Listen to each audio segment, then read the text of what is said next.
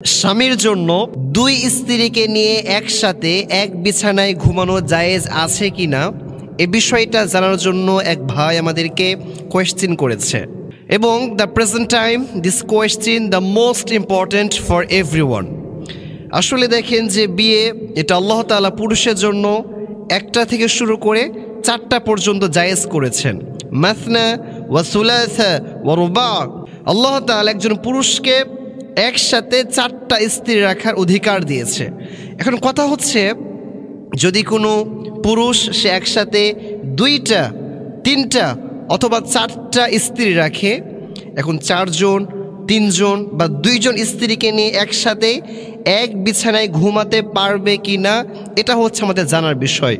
আসলে আমি এখানে ফার্স্টে যে বিষয়টা বলবো যে এক বিছানায় 2 বা 2-এর অধিক স্ত্রীকে নিয়ে ঘুমানো জায়েজ আছে, তবে কিছু শর্ত আছে। নাম্বার 1, যদি আপনি 2 বা ততোধিক স্ত্রীকে নিয়ে এক বিছানায় ঘুমাতে চান তাহলে 1 নম্বরে যে বিষয়টা মাথায় রাখতে হবে সেটা হচ্ছে আপনার 2 স্ত্রীর অনুমতি থাকতে হবে।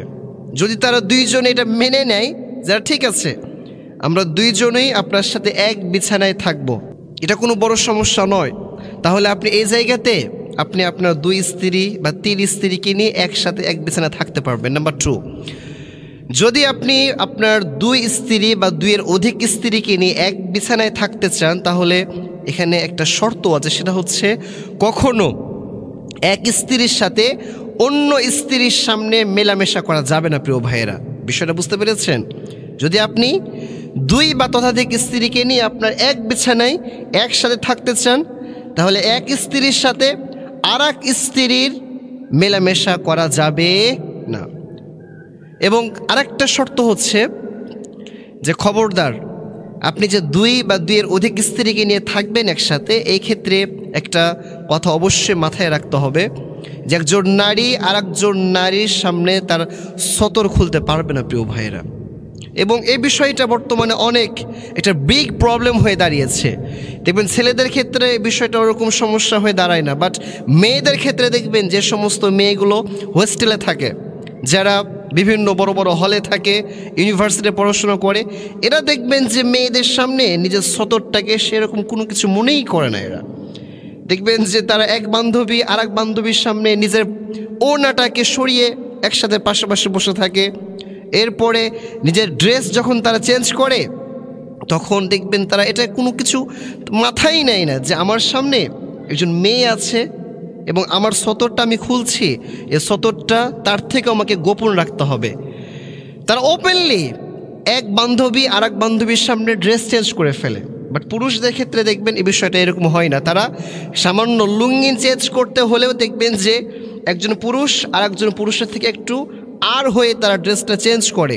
এই জন্য মাথায় রাখতে হবে যে একজন পুরুষ আর একজন পুরুষের সামনে তার সতরটাকে কোনোভাবেই সে শো করতে পারবে না। একজন নারী কোনোভাবেই আরেকজন নারীর সামনে তার সতরটাকে সে শো করতে পারবে না।